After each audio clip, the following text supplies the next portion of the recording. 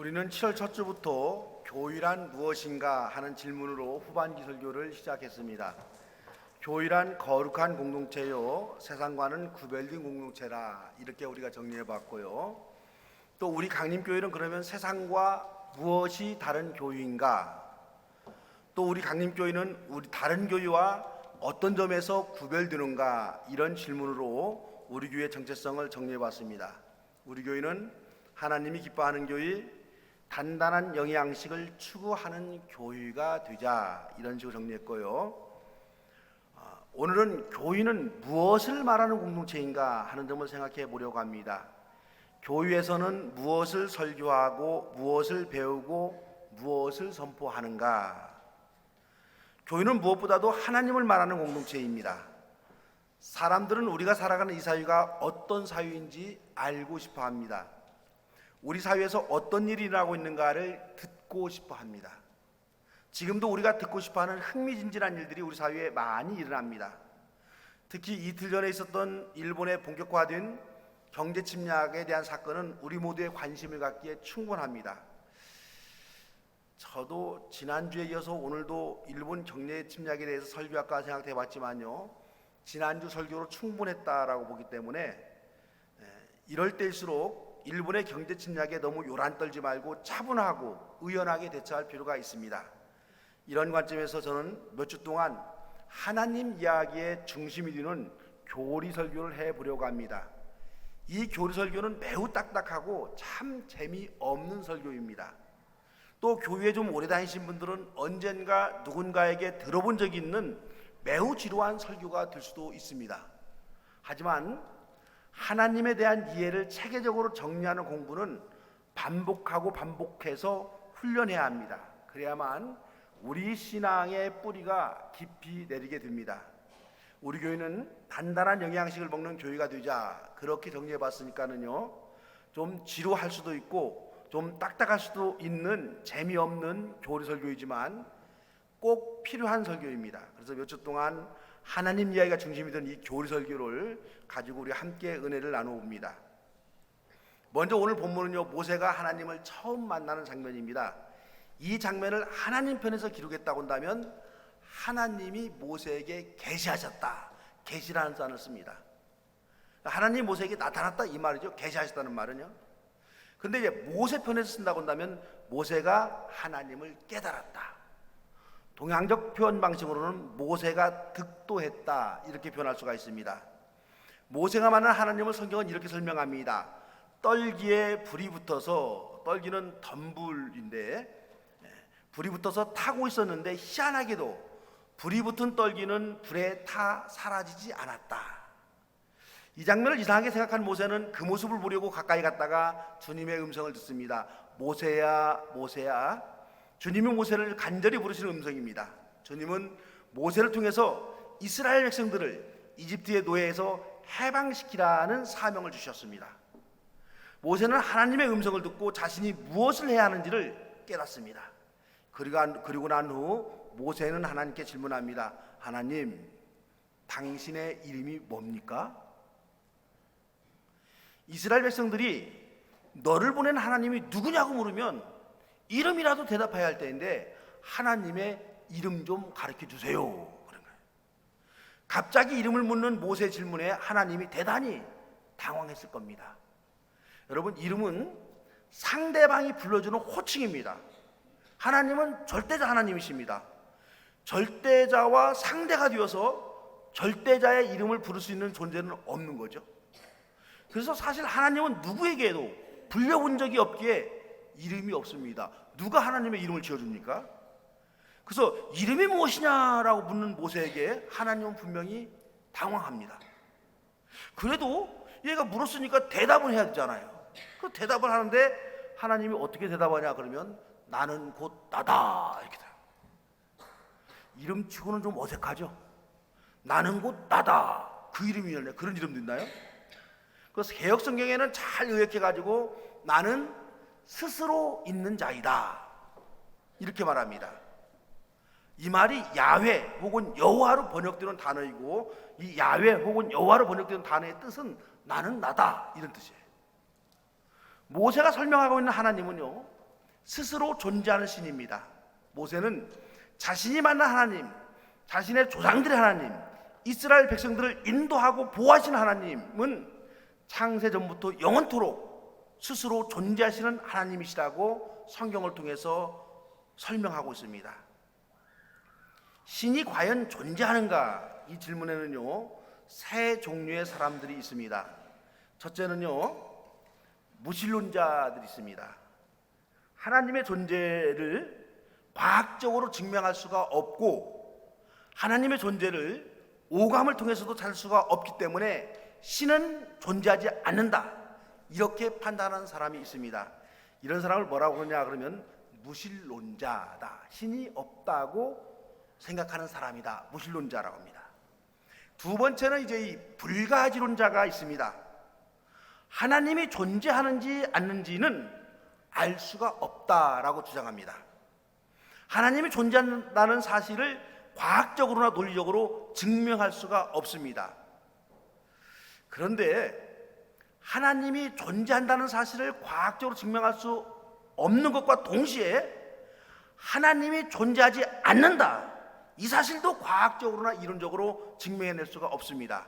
그래서 하나님이 존재하는지 존재하지 않는지 알 수가 없다, 이렇게 생각하는 사람입니다. 이런 사람을 뭐라고 하냐면 불가지론자다. 불가지라는 말은 어려움이 같지만 그냥 알 수가 없다고 말하는 사람이다, 그런 얘기예요.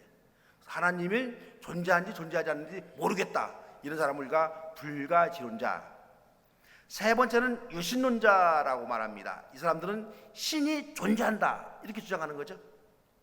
기독교의 관점에서는요, 하나님이 존재한다고 믿는 크리스찬들입니다. 유신론자들은 인간의 이성과 과학이 하나님의 존재를 증명하지 못한다고 하더라도 하나님은 반드시 존재한다 확신합니다. 왜냐하면 인간이 하나님의 존재를 증명해내지 못하는 것은 인간의 이성과 과학이 완전하지 않기 때문입니다. 여러분, 아이들에게 어려운 수학 공식 설명해도 아이들이 잘 이해를 못하죠. 아이들이 수학 공식을 잘 이해하지 못하는 것은 수학 공식이 잘못 되어서가 아니라 아이들의 이해력이 떨어지기 때문에 수학 공식을 이해하지 못하는 겁니다. 신이란 이론적으로 설명되어지고 과학적으로 증명된다면 그게 신이라고 할 수가 없는 거죠. 그래서 오히려 증명되지 아니하고 물리적으로 찾아낼 수 없기에 신이 존재합니다. 여러분들은 이 세 종류의 사람들 가운데 어느 부류에 속하는 것 같아요? 이 자리에 모인 대부분의 사람들은 신이 존재한다라고 믿는 유신론자들일 것입니다. 제가 전부가 아니고 대부분이라고 말씀했습니다. 왜냐하면 교회 다니면서도 여전히 하나님의 존재 여부를 고민하는 분들이 많이 있습니다. 무신론자라면 아예 교회에 오지도 않을 거예요. 그렇죠? 왜 교회에 옵니까? 네, 신의 존재를 확실히 믿는 유신론자들이 교회에 옵니다. 또한 신의 존재 여부를 알 수 없다라는 불가지론자들도 교회에 와서 신의 존재에 대한 궁금증을 풀어보려고 노력합니다. 이 유신론자들은요, 완벽하진 않지만 신의 존재를 논리적으로 증명해 보려고 했습니다. 이 유신론자들은 꼭 기독교인만을 말하는 것이 아닙니다. 타종교나 유신론적 철학자들도 신의 존재 증명에 많이 참여합니다. 저는 크리스찬이기 때문에요, 신의 존재 증명을 하나님의 존재 증명, 이렇게 제가 오늘 설교에서는 말하겠습니다. 하나님의 존재 증명, 즉 하나님이 존재한다라고 하는 증명하는 이론 세 가지가 있습니다. 첫째는 뭐냐면 우주론적 증명이라고 합니다. 우주론적 증명은 존재하는 모든 것에는 다 원인이 있다, 이런 설명입니다. 예를 든다고 한다면 이 강대상의 꽃이 참 예쁘죠. 이 강대상에 놓여있는 이 아름다운 꽃은 누군가가 수고하고 땀 흘리고 작품을 만들어서 여기에다 가져다 놓았기 때문에 꽃이 있는 겁니다. 저절로 이 꽃이 이 강대상에 놓여 있는 것이 아닙니다. 저와 여러분이 이 땅에 태어나서 한평생 살아가는 것은 그저 그냥 살아가는 것이 아니에요. 태어나 살아가는 것이 아니에요. 부모님이 계시기 때문에 우리가 이 땅에 태어나서 생명을 유지하는 겁니다. 이와 마찬가지로 눈에 보이는 이 우주도 생겨나게 한 원인이 있기 때문에 이 우주가 존재하는 겁니다. 이 우주를 만든 존재가 있기 때문에 이 우주가 존재한다, 이런 이론인데요. 이 우주가 존재하도록 창조한 창조자가 바로 하나님이시다. 자, 이런 주장입니다. 이게 우주론적 증명이다라고 하는 거예요. 그런데 이런 우주론적 증명에 대해서 똑똑한 아이들이 질문합니다. 목사님, 그러면 우주를 만든 하나님이 존재한다고 한다면 하나님은 누가 만들었어요? 이 우주론적 증명론의 약점이 바로 이겁니다. 우주가 존재하는 것은 우주를 만드신 하나님이 존재한다, 분명히 설명할 수 있는데, 그렇다면 이 우주의 존재를 가능케 한 하나님은 누가 존재하도록 했는가? 이 질문에 정확한 대답은 불가능합니다. 성경은 이 점에 대해서 하나님은 스스로 존재하는 자다, 이렇게 말하고 있을 뿐입니다. 스스로 존재하는 분, 온 우주의 최초의 원인자가 하나님이라는 주장은요, 상당히 설득력은 있지만 이게 완전한 대답은 될 수가 없습니다. 두 번째는요, 하나님이 존재한다라고 하는 증명에는 목적론적 증명이라는 게 있습니다. 모든 사물은 목적을 지향하며 존재한다, 이런 뜻입니다. 이 우주 만물의 최종 목적지가 신, 곧 하나님입니다. 인간은 절대절명의 위기의 시기에 이 성향이 나타납니다. 인간이 절대 위기를 당하면요, 누가 알려주지 않아도 절대자인 신을 찾게 되는 감정이 있습니다. 이것을 우리가 뭐라고 그러냐면 절대 의존의 감정이다. 절대 의존의 감정. 사람들은 세상에서 실패하고 죄책감에 떨고 불안, 공포, 좌절, 고독, 죽음 등에 직면하게 될 때는요, 이 절대자를 의지하고 싶은 마음이 누구나 생깁니다. 의지나 신념이 대단히 강한 사람이라도 절대 위험 앞에서는요, 그 누군가에게 의존하고 싶어하는 마음이 반드시 일어납니다. 그저께 한 집사님이 갑자기 전화가 왔어요. 너무도 충격적인 소식을 듣고 전화 드렸으니까는요, 목사님 병실로 신방 좀 해주세요 하는 거예요. 그래서 바로 병동으로 달려가 봤더니 집사님이 병상에 계셨습니다. 하시는 말씀이, 며칠 전에 갑자기 병원에서 작은 종기를 치료하다가 골수암이다, 이런 청천벽력 같은 진단을 받았다는 거예요. 너무도 충격적이고 상실감에 빠져서 목사님께 기도를 부탁해야 하는데 그동안 교회 출석에 너무 소홀해서 전화를 하지 못했습니다. 그런데 바로 전에 옆 병상의 환자에게 그 교회 목사님이 찾아와서 간절히 기도하는데, 자기를 위한 기도도 아닌데 자신도 모르게 울면서 같이 기도했다는 거예요. 그리고 너무 목사님의 기도를 받고 싶어서 망설이다 전화했다라고 고백합니다. 사람은 이렇게 누구나 이런 갑작스러운 어려움이 생기면요, 신을 의지하는 마음이 생기게 됩니다. 여러분에게 제발 부탁드리는데요, 이런 일이 생기면 목사에게 미안하게 생각하지 마시고 어려움이 있을 때는 언제든지 전화도 하시고 기도 부탁도 하시고 예배도 드려달라고 말씀하시기 바랍니다. 하나님이 저에게 그런 거 하라고 목사 직분을 주셨습니다. 여러분이 교회에 공로가 있건 없건, 여러분이 교회를 열심히 다니든 안 다니든 여러분 모두는 하나님의 사랑받는 자녀입니다. 저는 여러분이 어려울 때 달려가서 기도할 의무와 책임이 있습니다. 제발 망설이지 마시고 언제든지 마음이 힘들 때는요, 여러분 저에게 전화하시기 바랍니다. 이렇게 인간이 절대자에게 의존하는 마음이 갈급하면 갈급할수록 신을 경험하게 됩니다. 극단적인 상황 속에서 신의 임재를 경험하고 하나님을 찾는 사람들이 있습니다. 이 사람들은 하나님이 자신의 영혼을 찾아오셔서 하나님을 알 수 있도록 계시해 주셨다, 이렇게 증언합니다. 하나님의 계시를 경험한 많은 사람들이 휴게를 경험하고 인생의 바른 길 찾고 삶의 평안을 찾게 됩니다. 우리가 잘 아는 이 어거스틴도요, 개인적으로 이 신을 체험하고 난 후에 이렇게 말했습니다. 하나님, 내가 당신의 품에 안기까지 내 영혼의 진정한 평안을 몰랐습니다, 이렇게 고백합니다. 인간은 하나님의 품을 향해서 걸어가는 순례자입니다. 이 목적에 알맞는 삶을 살게 될 때 인간은 진심으로 평안과 행복을 누립니다. 이런 이론이 바로 목적론적 증명이다, 이렇게 말합니다. 하지만 이 설명도요, 약점이 있어요. 뭐냐 그러면 너무 개인적이고 주관적입니다. 어떤 사람은 이런 경험을 하지 못할 수도 있습니다. 객관적인 증거와 과학적 실험이 이게 불가능합니다. 자신은 무한히 능력 있는 존재가 아니고 언제든지 실패할 수 있는 연약한 존재임을 깨달은 사람, 이 사람들만이 이 목적론적 존재 증명이 가슴에 와 닿습니다. 세 번째로는요, 존재론적 증명이라는 게 있습니다. 모든 만물을 존재하게 하는 최초의 존재가 곧 하나님이시다, 이런 논리예요. 그래서 이 폴 틀리라는 신학자는요, 하나님을 하나님이라고 안 부릅니다. 존재 근원, 궁극적 실제, 이렇게 표현합니다. 기독교는 이 우주의 시작이 하나님에 의해 시작되었고 이 우주의 끝이 곧 하나님이다, 이렇게 말합니다. 그래서 여러분, 우리가 알파와 오메가 되시는 하나님 이렇게 기도하죠. 이 말은 처음과 나중에 되신 하나님 이렇게 고백합니다. 우주라고 하는 것은 곧 하나님의 품 안이라는 설명이 존재론적 증명입니다. 이러한 하나님의 존재 설명들이 완벽하게 내 마음을 감동시키는 설명이 아닙니다. 그렇다면 이 불완전한 논리에도 왜 우리는 하나님의 존재를 확실하게 믿을 수 있어요? 이렇게 여러분 한번 생각해 봅시다.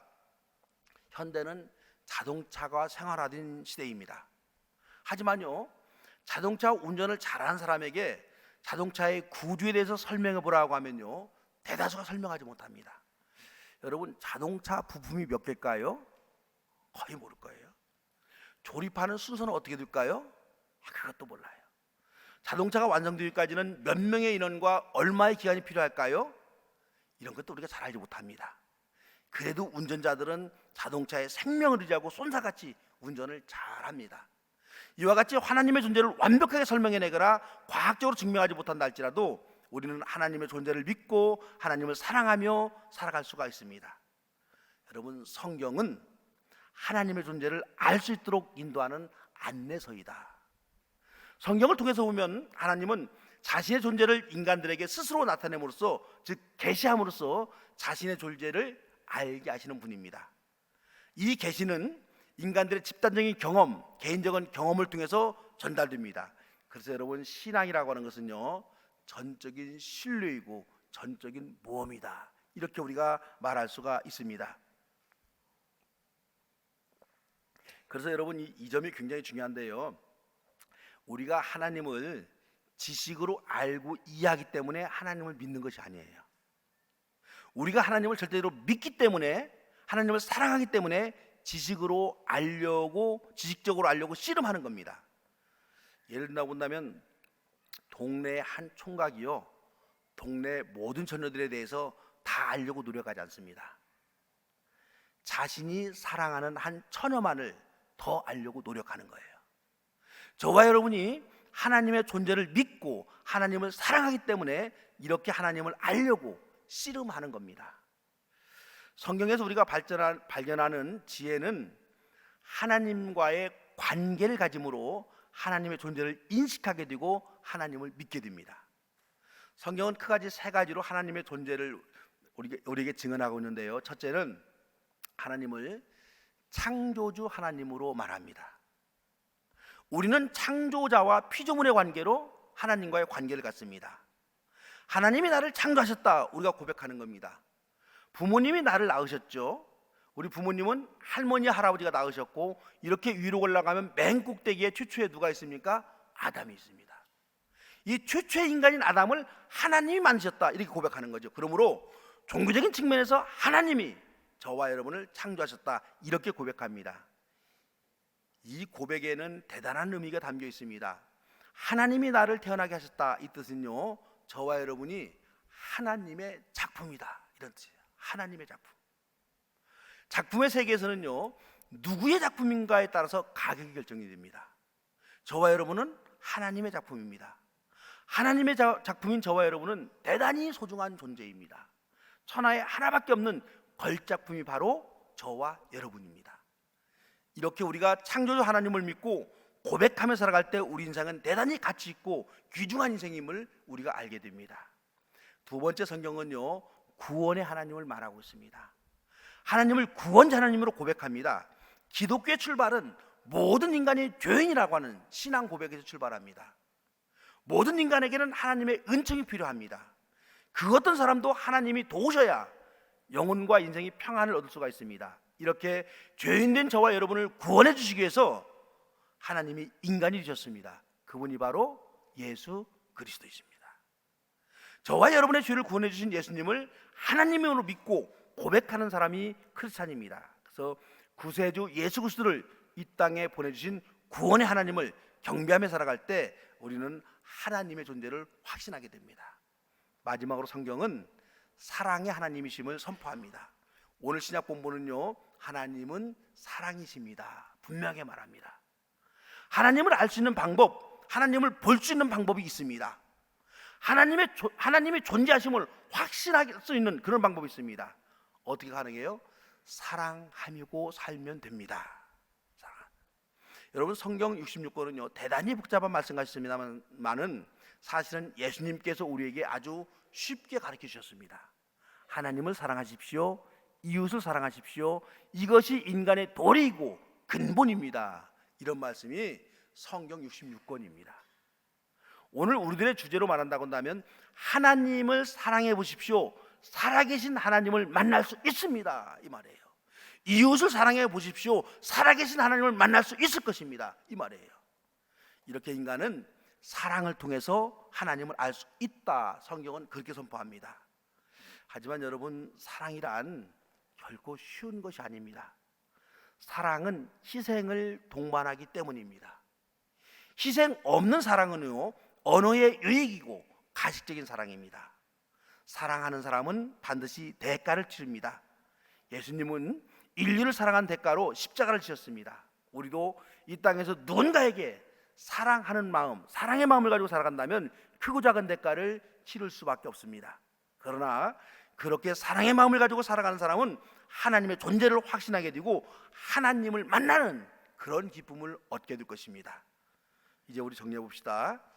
저와 여러분이 믿는 하나님, 우리가 믿는 하나님은 이 세상을 창조하셨고 온 인류를 구원하셨으며 저와 여러분을 우리 자신보다 더 사랑하시는 살아계신 하나님이십니다. 살아계신 하나님과 더불어 축복된 인생을 살아가는 저와 여러분 되시기를 주의 이름으로 축원합니다. 기도합니다. 사랑의 주님, 이 시간도 살아계신 하나님의 말씀을 듣고 살아계신 하나님과 더불어 살기 위해서 주님께 간절히 기도합니다. 우리 주님, 우리들의 마음이 더욱더 주님을 향해 열릴 수 있도록 도와주옵시고 주님의 손 꼭 붙잡고 세상 바라보지 아니하고 주님 바라보면서 일생을 살아가는 하늘 백성들 되게 하여 주시옵소서. 예수님의 이름으로 기도드리옵나이다.